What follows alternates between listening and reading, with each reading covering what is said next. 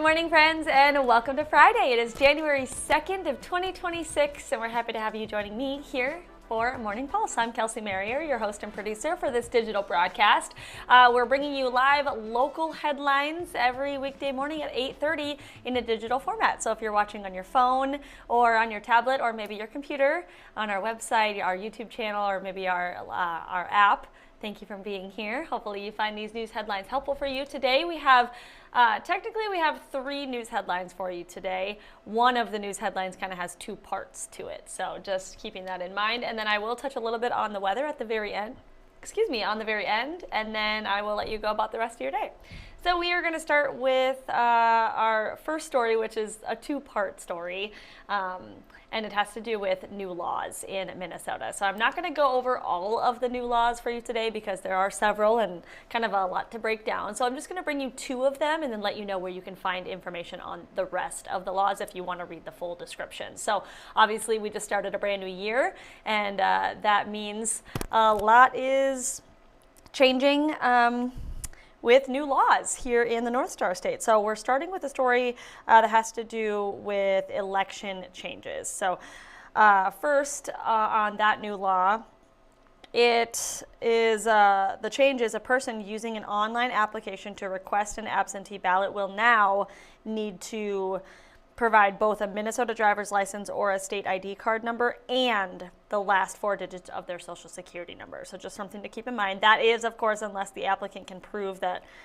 they do not have one of those numbers. So that is one of the changes of a new law coming in Minnesota. The next one has to do with paid...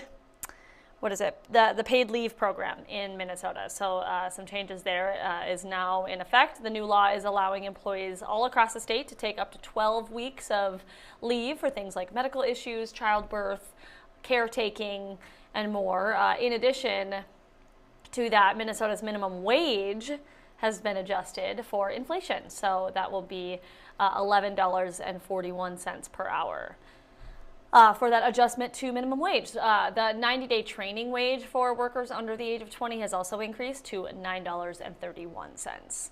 So those are two of the new laws that have taken effect in the new year now with Minnesota. If you would like to read full descriptions on all of the new laws that have come with Minnesota and the new year, you can go to kttc.com and click on the web story that we have that talks about all of the new laws in effect as of January 1st of 2026 in the state of Minnesota. Next up, we're talking about a story that may be on some people's minds. Of course, we just started a new year. Some people may be thinking about making those lifestyle changes to improve their health. Well, Dry January is one of those popular resolutions or goals for some. And community benefit specialist at Amplify Health by Gunderson, that's a local health center here, says it's a good time to kind of look at that and some of your other habits when considering starting something new in January. So that specialist says stepping back to evaluate your drinking, especially after maybe a season where you had a little too much to drink or a little more than normal to drink, is a good first step for you. We're told that mental health and well-being can also improve as you consume less alcohol, with fewer instances of maybe anxiety or things like that. Also can help better your mood and your mental clarity. So the experts at Amplify Health say to make Dry January a success for you, if this is something that you're interested in, they suggest relying on your support system or even finding someone that you know to do Dry January with you. And of course also consider those alternative beverages that don't have alcohol in them. Mocktails or just kind of maybe some other fun drinks that are alcohol-free. So just something to keep in mind as you're looking ahead to goals and resolutions for the new year.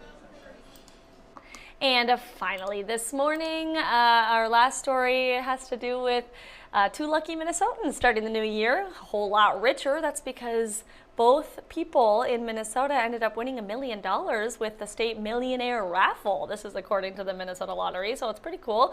The winning tickets were bought at a gas station in the Twin Cities suburb of Coon Rapids, as well as an auto repair shop up in International Falls. Now, there were also 5 other players who won $100,000 each. That was in a couple different cities around the state, but the lottery game says that a total of 20,000 winning numbers were announced. So if you potentially played the Minnesota Millionaire Raffle, you may want to check your ticket because you just never know if you might be one of those 20,000, have one of those 20,000 winning numbers. So pretty cool news from the Minnesota Lottery to start our new year.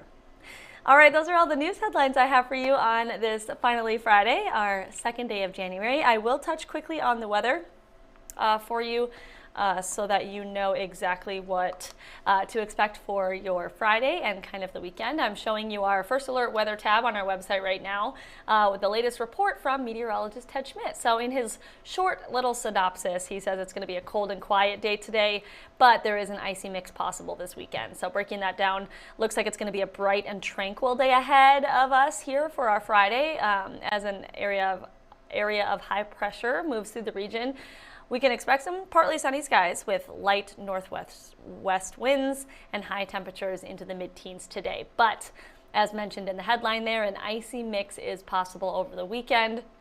If you'd like to look at more of the weather report, you can click this Read More tab right here, and our meteorologist Ted Schmidt has the full breakdown with graphics, videos, text, and everything that you need to know regarding the weather. If you're trying to make your plans for the day, you can view that right here. He even posts his 1-minute TikTok that he takes every morning as well. So just want to make sure you know about this resource on our website. You can also access this on our KTTC News app and our KTTC First Alert weather app as well. So that is just one thing to keep in mind. That's all that I have for you on this finally Friday. I hope this was helpful, and I hope you have a wonderful weekend. Be sure to stay warm and stay safe, and I will see you right back here on Monday.